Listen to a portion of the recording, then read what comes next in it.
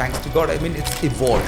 Yeah. Or thanks to technology, you could say. It's evolved that we see companies like Apple, companies like Microsoft, they can't operate without an HR director. What is this person going to do? How much are you going to pay him or her? What kind of environment or culture are you trying to create? Fit him into.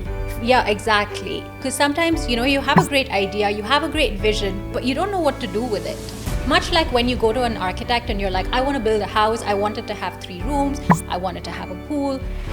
In your mind, how you want to feel when you walk into that house, the architect then takes your ideas and puts it on paper, and then you're like, yes, this is what I want. And then you okay it, and that's how both of you achieve an outcome.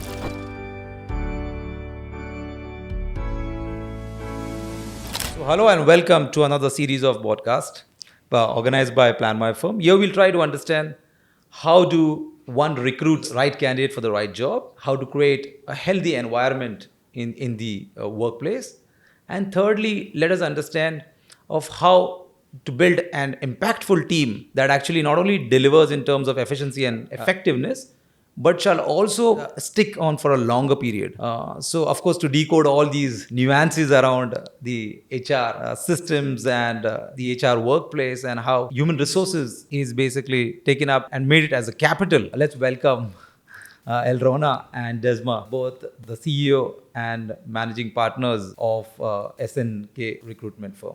Thank you so much for having us. So I wanted to understand why SNK, because there's Elrona and there's Desma. Why SNK? It's a great question and a good starting point. Yeah, and it was, I was very inquisitive about it. Yeah, to break the ice. So it starts with, we have 2 versions of SNK. So we call it the SNK 1.0 and the SNK 2.0. And the SNK 1.0 is more related to my origin story. So when I left the corporate world and I wanted to start something to focus HR and to improve HR in the SME space, I wanted to work as an independent consultant. And those days in 2013, you had to have an entity. So with an entity, obviously they said, come up with a name because the entity needs to have a name. And for the life of me, I cannot come up with a name, to be honest. And then at one dinner, Desma was like, most HR firms have, company names are based on people. So why don't you do that? And the other part is I am Elrona and I am Silba too. So outside of work, people know me as Silba. Like Desma calls me Silba. But at work, for some reason, my first name picked up and I'm known as Elrona. So S and K. So S is for Silba. And K is actually my husband's name. So because that time we thought that this might be something that we would do. So Silba and Karsten. Then we designed the logo, got the colors, had a brand. So when SNK 2.0 came, which is with me and Desma, we're like, why invest in that? Let's invest in something else. And so we retained that.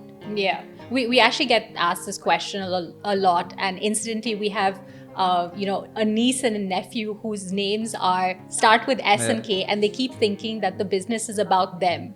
So every time they come visit us, they're like, oh, Seth and Kira, this is ours. I was inquisitive about it too. Right? I said, why SNK? And I said, okay, I could actually, so my second name, I said, okay, Sylvia. And then I said, okay. And I said, this is Desma. Then I said, I don't know. Maybe they had started it in that way, or maybe it's a trademark or something relating to it. So she started it back in 2013, and then I joined in 2020. From 2013 to 2020, I was very hell-bent on, I'm never going to be an entrepreneur. In fact, my dad was an entrepreneur actually in Abu Dhabi for 40 years, and he ran a very successful pest control business. And seeing how hard he worked, I swore that I would never be an entrepreneur or marry an entrepreneur. At the why time, not marry? because it's so much hard work. My poor mother was an amazing wife, very supportive. And like when other kids would go on summer vacations for like a month, 2 months, we never got to do that.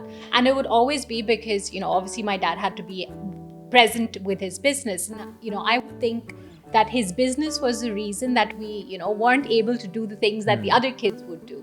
And now I know exactly what he means, because when they call us to come on vacation, I'm like, no, but I have business, and now he understands. Of course, the work life is totally different. When you're an entrepreneur, you're running the whole show and everyone is dependent on you. And especially when you're in the business. If you're on the business, then it becomes a little more easy.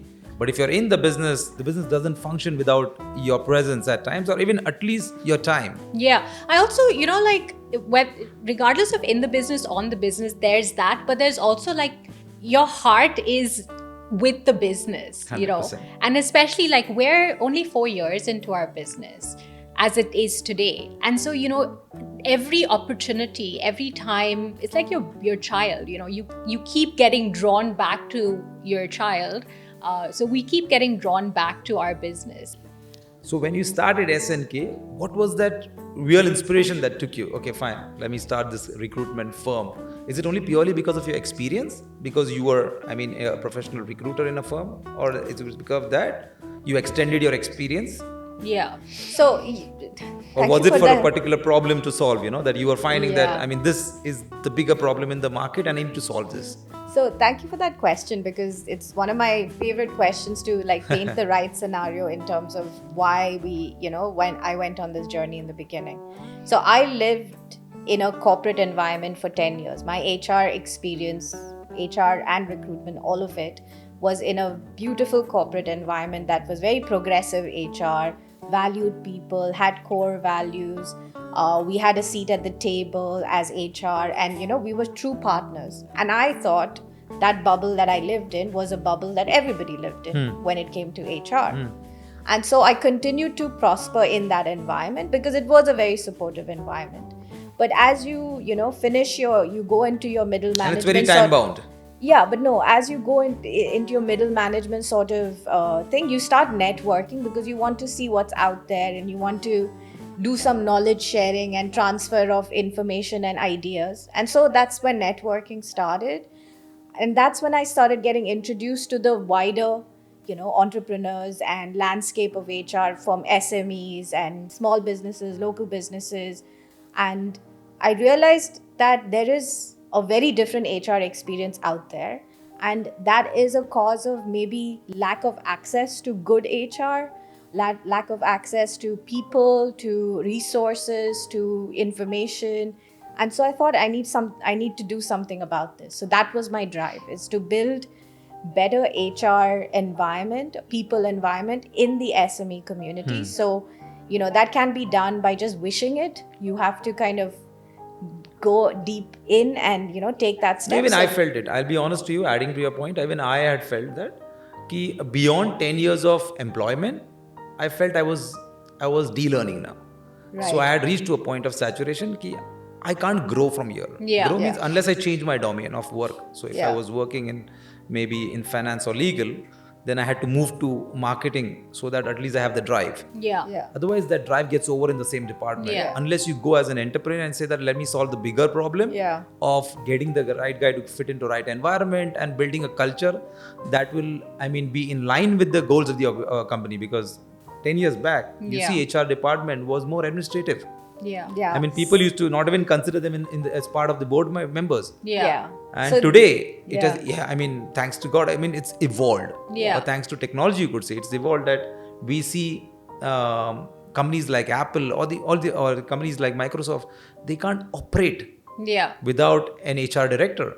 Yeah. Or they have separate C-level executives only to manage resources and to move resources from a resource Yeah. to a capital resource.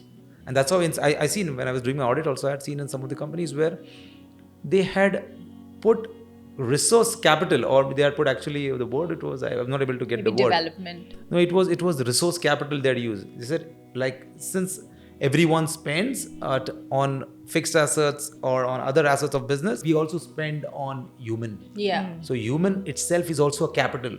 Yeah. I think both of us in our corporate life, we were very fortunate because we worked with really good companies and we continued to grow. Yeah. But then both of us felt like, look, to make an impact in the larger community, we have to do something a little different. And that's when she embarked on that journey. She was a bit of a visionary. I followed suit a little later.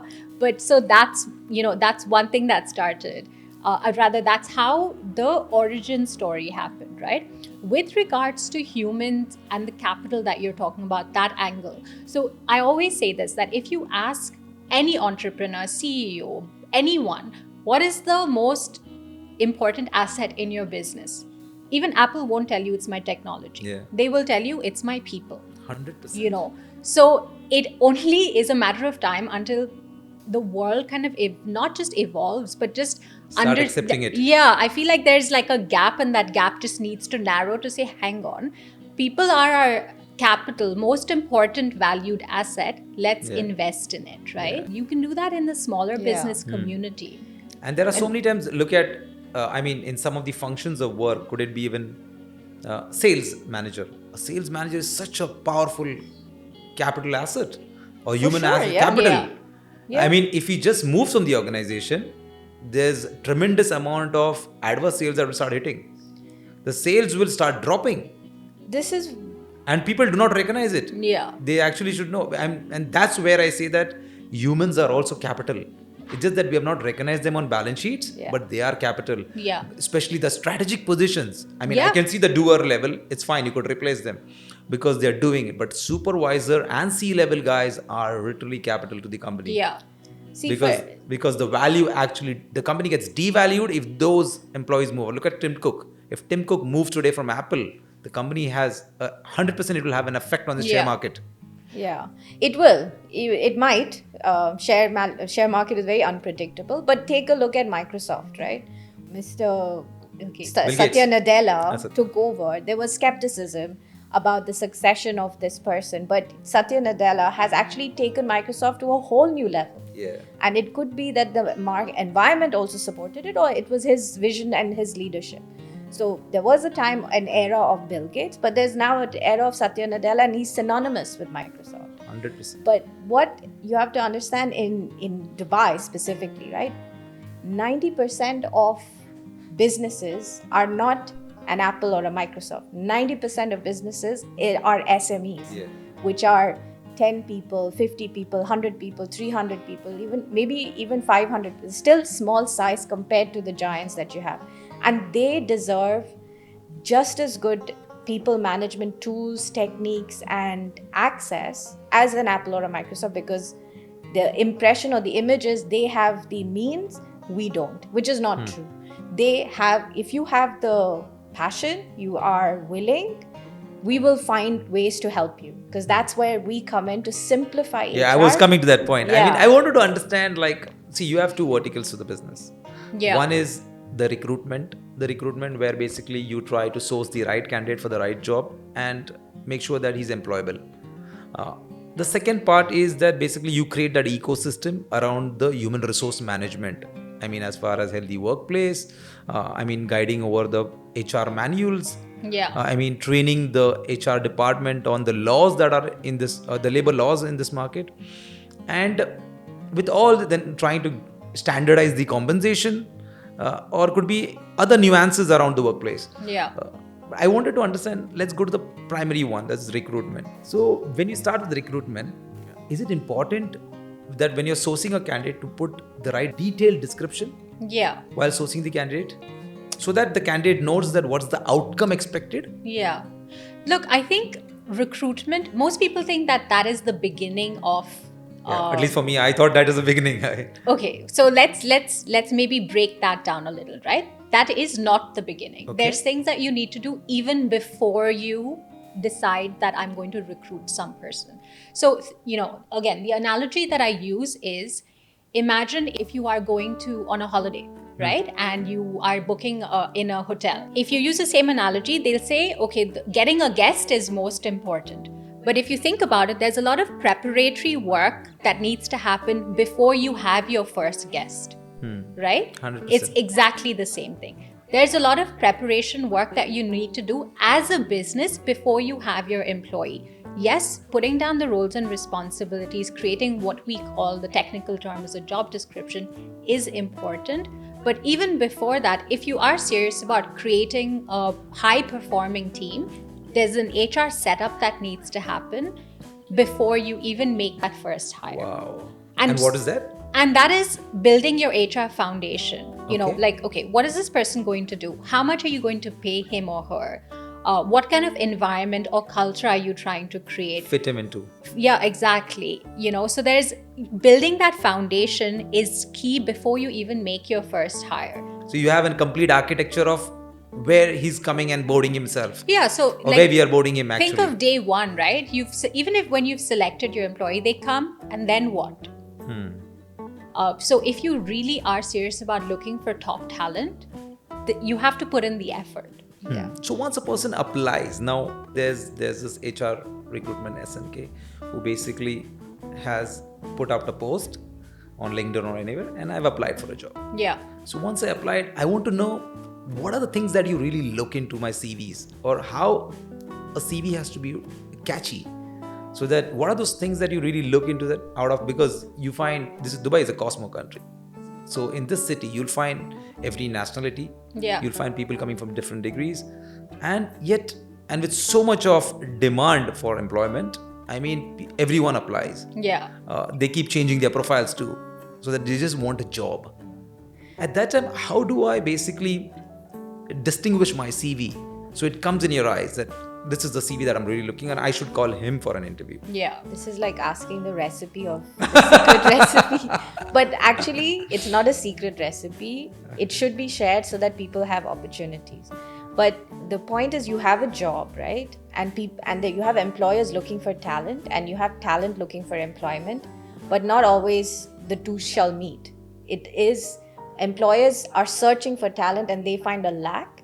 And But Elrona, I have not been met. I've just applied. yeah, But so, even out of those 100 CVs, how do you filter this guy should call him? So Yeah. this is where I'm coming to, right? So this is the gap, and then they call us in to help them find the talent, and we look at the candidates. And like you rightly pointed out, the picture is it's so diverse, it's so multinational, it's so varied in terms of experience, interest, and then this is where our expertise come in. And it's not rocket science, to be honest. It's about you valuing your experience, your knowledge, and how you position yourself in the recruiter's mindset. So there's a way to be more successful than maybe other applicants. It's to have the simple things, the ABCs of being a good job candidate, sorted out. What we often find is the opposite, where somebody has applied and they don't even recall applying, or somebody who has applied but has missed vital information in their application or in their CV. So these things are very important that you should, definitely cover. Applicants, we look at, are they serious about this role when they apply? Like they've not just randomly, applied. You mentioned LinkedIn. So LinkedIn has all these easy apply options and people apply all along. So we scan every CV that comes to our... And what about the presentation part? I mean, how is the presentation? Like I remember myself, I used to always start with experience. I used to never give personal detail. I used to put personal detail last minute. I just want to give my experience of how I'm suiting this role. Yeah. So if someone is looking for maybe a legal head, I would see, okay, fine. I've spent almost 10 years in law, and I know these are the areas which are basically mastered, and these are the areas that I'm working to gain more skills. And I used to start in that manner. Yeah. I always thought that putting a photo on a CV was more effective. Yeah. Because I used to put with nice suit and all, so I just felt that it was to create some nice impression. Yeah. And get some Photoshop done. So I think there's a couple of things here, right? So just in terms of the CV, if we take a few steps back, because these are the basics that a lot of people don't get. That's right. that's what I wanted to educate people that Yeah. while building a CV, at least consider these things, because Yeah. without considering these elements of the CV, it's going to be even difficult for you to get filtered, because I used to never filter someone who doesn't put a photo. I mean, someone who's CV, it looks so blank. So If you don't have a photo, like especially a mid-level manager or a C-level, if he's not putting a photo, I said, who's this guy? And CV looks really blank, at least in this colorful world. Yeah. So I think to kind of address that, right? Like, so the beauty of being an HR professional is you are taught to be very unbiased. So CV with a picture or not, that's great to have, but if you're a fit in terms of your qualifications, experience, skills, that's more important. Always I believed in aligning the personal goal of any employee with the company goals. Whether he sees that there's a growth path here, and I've never believed in bossing. I've always believed in hand-holding. Yeah. So, I mean, we give him a task, or we tell him that this is the outcome of these tasks, and we say, you figure it out. Tell me what And what help you need from me, tell me. Yeah. But you come with your ideas, learn from your ideas, keep trying your ideas, and if something if it's working, then good. But if it's not, then you come. Let's see what we'll figure it out. Yeah. And that is the way I create my culture. I mean, of course, I play the stick and carrot approach as well. So where I have to hit, and where I have to be very comforting to them, I do that as well. But at the end of the day, they know that this guy is very clean from his heart. He's a very nice guy. And I never boss like, what time you come, what time you go. That's not my style. Get the work done, bro. Yeah. Now, whether you're working on the hybrid system, whether you're working from home, try to be in touch with the team and get the work done for the day. Yeah. Because someone is waiting for that end result of yours, what you're supposed to deliver today. Yeah. And there's a chain, and the relay is going to is waiting Yeah. if you don't deliver. Tag team. I think that there's so many elements to uncover there, right? So you spoke about, I don't boss, I handhold. I think there is a situation where the best, in my view, the best situation is where you create a structure, a framework for people that don't even need hand-holding. Okay. You know, you allow them to thrive. You give them the wings, and then you allow them to thrive, right? Sometimes you have to be more directional. Sometimes there is time and space to be more kind of, you can play around a little bit, try a little different things. You know, so there's no one size fits all. But the objective is always to find people that are willing to go the extra mile, and then you create the environment that allows them to go the extra mile. And then if something doesn't work, don't blame them for it, support them through it. You know, allow people to make mistakes as well, because that's how everyone will learn. And, you know, none of us have all the right answers anyways, right? That's number one. Number two is you talked about aligning personal goals with the company goals. Yes, I think more than goals, I think it's aligning values, which is more important than goals. You know, because the goal of a person might be different, but if he can identify with the values, like you said, if they see that you have a clean heart, you're coming from a good place, I will follow your vision, and I will help you deliver your vision, right? Even maybe our goals don't quite align like for like, but I believe in you so much that I want to help you move forward. So adding to that, it means managers and leaders should be inspirational. 100%. And, you know, it's interesting that you brought that up, because it just reminds me of this conversation I had with a client yesterday, a very successful business. And he said one very interesting thing. He said, you won't believe it, but we don't have senior HR in the business. And I smiled. And he said, because I believe management is the responsibility of every manager or leader in the organization. Management is not outsourced to HR.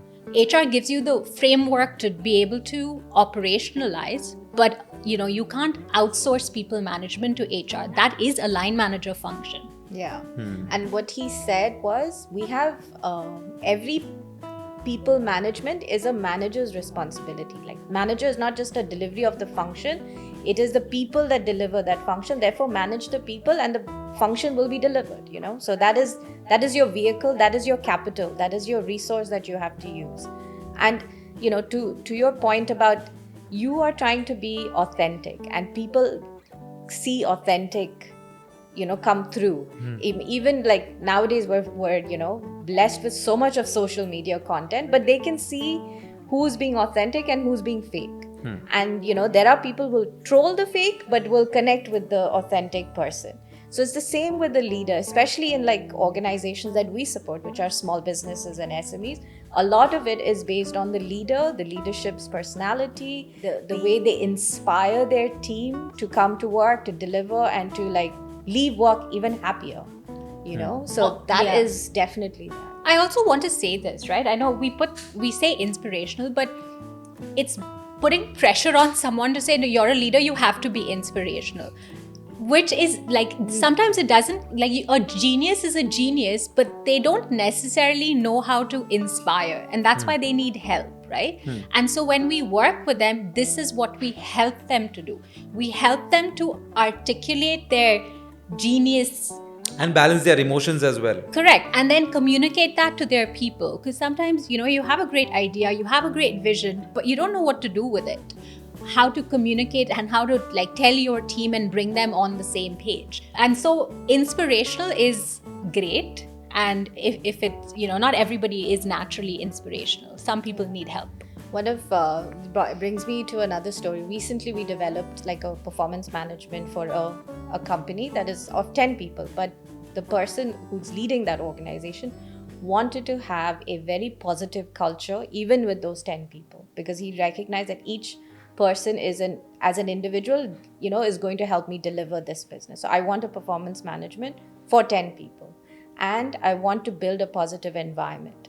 And all of these ideas this person had, but wasn't, they did a lot of DIY performance, and it took them up to a certain level, and then they realized they need help, and they engaged with us.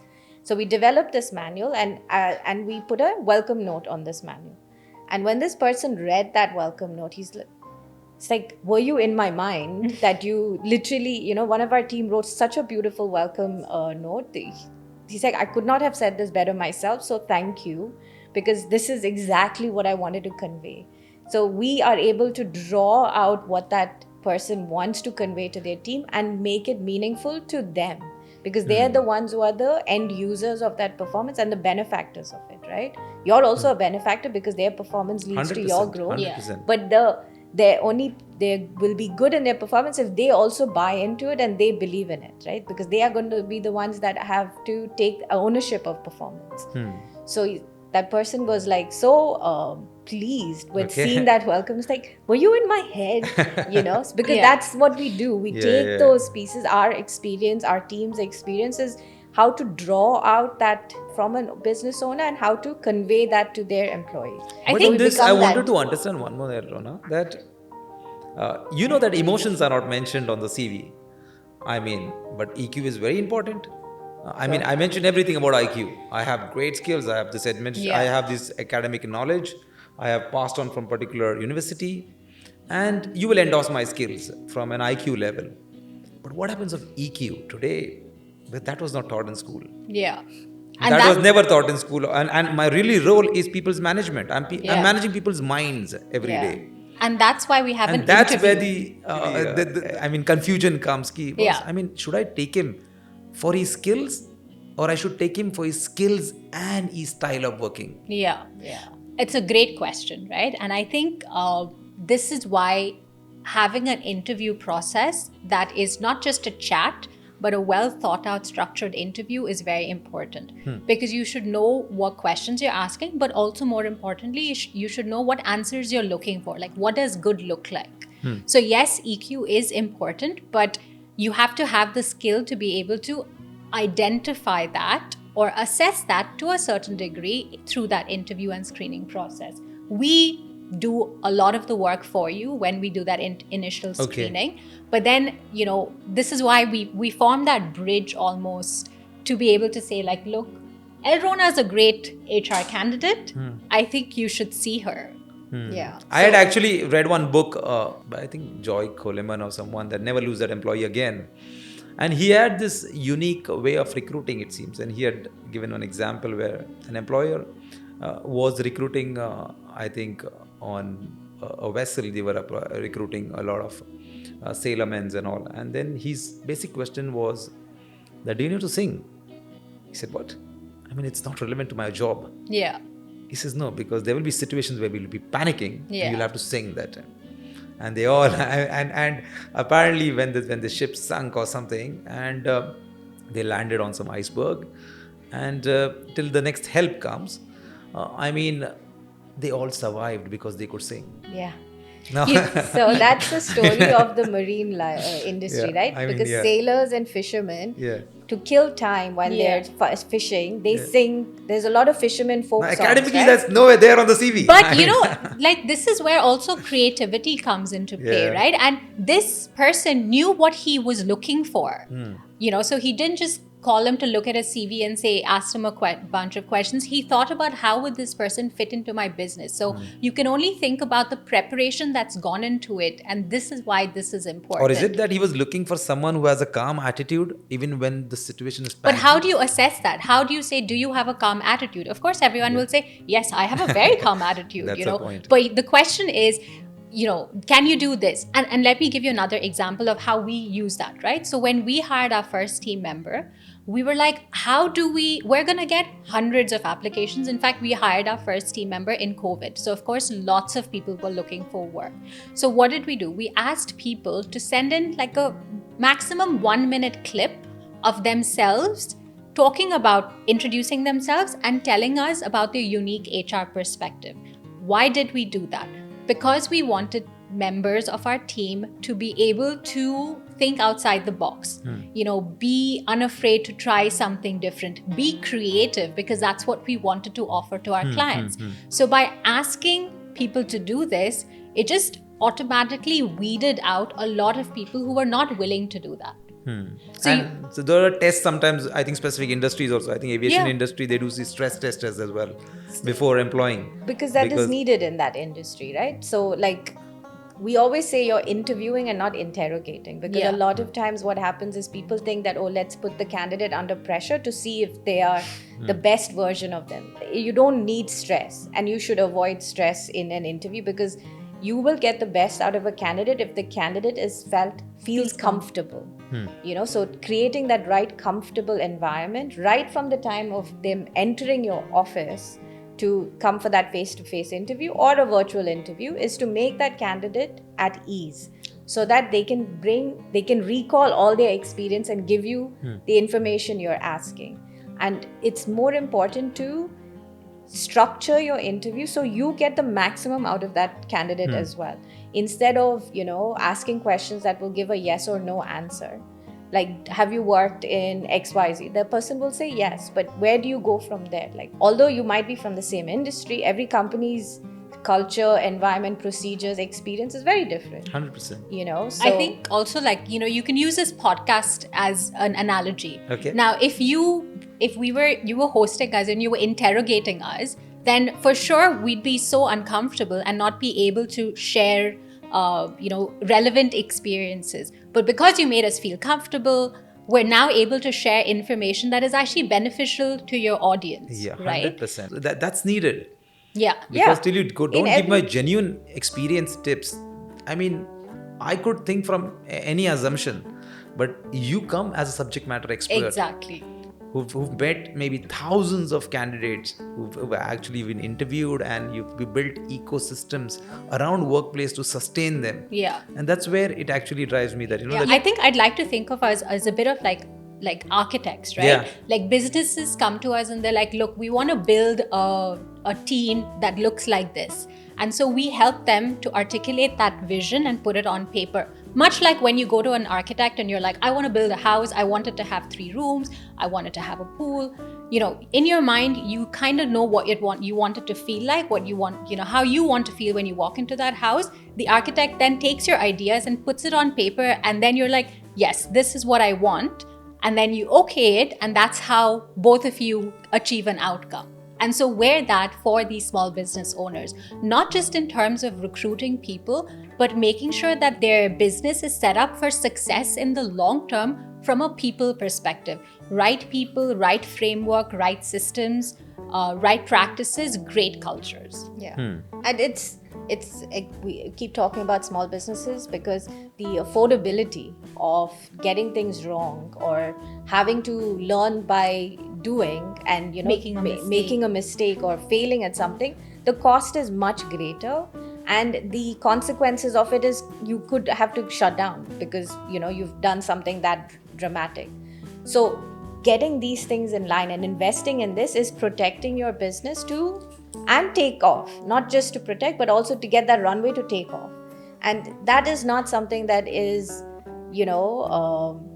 something that you should take for granted or take lightly, and small businesses, every person that they add to their team is a core member of their team. It is not you're scaling and you have hundreds of people that you're hiring. So every member brings that different skill sets and different experience that will help deliver your vision. And that's where the communication matters. Exactly. Like fine, I've got the guidance from you, I built a great CV, I've applied for a job, you've recruited me, now I've gone for job and it's my first day.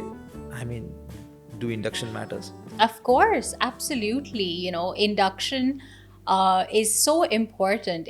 Again, I And like not to, not all entrepreneurs have HR teams. it's So fine. what should I cover in an induction? It's absolutely fine if you don't have an HR team. Like these things, right? What we do is we help you create these things one time, and then we'll even teach you how to manage this on your own until such time that you have a big enough population that maybe you need full-time HR. There are a number of things. In fact, I think if I can plug in our website, we have a free template download. You can go and there's an onboarding checklist. You're welcome to download it, and it tells you what needs to happen in those first 2 weeks. But it's really important to create that welcoming experience for new employees, because again, if I go back to my hotel example, right? Imagine if you go to this hotel and you go to reception and you're like, hey, I'm here for my holiday, it's day one, and the receptionist is like, oh yeah, we were expecting you, welcome. And then they're like, hang on, let me check if your room is ready. Yeah. And then they take you to your room and they're cleaning it as you're there, and then they're like, oh, where are you going to eat? Okay, hang on, let me check with the chef if so if they're doing all of this, I can guarantee that you're not going to have a good experience. The first impression itself will be adverse. Exactly. And you are going to spend at least 8 hours of your day for the foreseeable future in this place. Like, are you going to look forward to that experience? I highly doubt it, right? So make the effort. It's like welcoming someone into your house. And there's statistics to back that in why induction matters. Like the highest amount of turnover. So what should I explain in that induction? Like me as an entrepreneur, I mean, we've hired like so many people, and maybe we have like 30 people working with us. We don't have a full-time HR, and these guys were just hired as and when they were required. Yeah. So you can understand a startup culture. So what should I explain? I've never explained them anything. Yeah. I just put up the job description and I said, Azan, you're the marketing manager. Yeah. You need to make sure that how do we get 100 leads a day? Yeah. Now he needs to figure out what he has to do, and he comes to me, okay, boss, how do I get it? Yeah. Then I say, fine. We take about 5,000 as a target, and we say this is the budget that I'm allocating to you, and you target a product and just whatever hook and catch approach you follow, maybe to getting a great, a nice graphical, product or maybe go by a lead generation campaign or do whatever you want, but get the result. Yeah. I did not take him under a formal induction. And look, I think he's here. He's here. You've created a profitable business, and that's great, right? But like, here's an interesting statistic that you were about to share on So in people leave in the first 90 days, the turnover in the first 90 days is higher if you don't have a good onboarding experience. Oh. And and even if they stay, their learning curve is longer, their performance levels are lower, and they will stay because they don't have other options, not because they're happy to be here. So you will see that in their work delivery. They'll deliver the work, but not at necessarily not meet expect, just do the work for keeping, staying employed. And that's not the kind of employees I think want. I can correlate that with the learning curve. Yeah, exactly. I think the learning curve was long. Because they're busy trying to figure out how do I work in this business? Yeah. Like, where There do was I no go? structured. Because if someone says, hey, for lunch you go down here, fine. As opposed to someone thinking, okay, What time I is think lunch? what time Where is do I lunch? go? Where do I go? Where do I get this? They're busy trying to work that out because somebody hasn't worked it out for them. And what you need them to do is come and focus on generating 100 leads. I have everything else taken care of. Let's start working on the campaign, right? You can start your productivity of an employee is directly proportional to how you onboard this person. The more, if you invest the first 5 days, the 7 days into like an orientation week and give information about how that person's employment is managed, then you focus the next week on how they are going to deliver the role. And then by the third week, you'll start to see productivity. But if you don't do it in this structured way, oftentimes what happens is you're still answering questions in the 4th week and the 5th week and the 2nd month and the 3rd month, which by that time, your connection with that employee is like, dude, this is basic. You should know this. This is why you were hired. It's like, yeah, I know it, but you didn't set the right expectations up front. And I don't know how it applies in your that's company, where the et cetera, communication et of cetera. vision matters. This is where Because if I and you can say, okay, Desma, let's go on Dubai airport. Now you would choose one way, maybe from Al Khail Road. I will choose a Sheikh Zayed Road. We may Absolutely. reach at the end, but you will take maybe half an hour extra. I may go half an hour. I do Exactly. not communicate how we should move. What you And should no communicate. tolls in one Yeah. way. Then What the you other. should communicate is, look, every day we have to go to Dubai airport, and we will go this By road. the Sheikh Zayed and Road, this is and this is called the shortest road. And this is called building a policy. You build a policy on this is every week we will work for 5 days from this time to this time. This is lunch break. This is how you apply for your leave. So you give them an operational manual of how to be an employee, and then you give the managers a manual on how to manage the team. You've taken care of two things. Now you can focus on growing the business. Now, one more thing I wanted to ask you. I mean, considering that today there are various forms of employment, like, there are people could work from home, people are working remotely, people could work part-time, they are full-time, they could be hybrid systems. Yeah, I mean, how one records the absenteeism, or when someone will say that, fine, he's working, I mean, or how does this fit into a culture? Because if you just leave it loose, people will take it for granted. And they'll say, sir, it's fine when I'm working from home. I mean, so how does one manage this? Yeah. At least from a small employment point of view. I think we probably need to have a second podcast episode that I was talks just about about to say that. management of people in different scenarios, right? Yeah. So it's not just a that, little summary. yeah. So look, again, it's back to having a clear policy in place on how you record these things. And in the absence of having that, you leave it to interpretation from either side. A manager can think that an employee may just be saying, oh yeah, I'm working from home, but actually he's not. Or an employee can think like, what's wrong with this manager? Like, I'm working, why is he asking me? Like, he should trust me.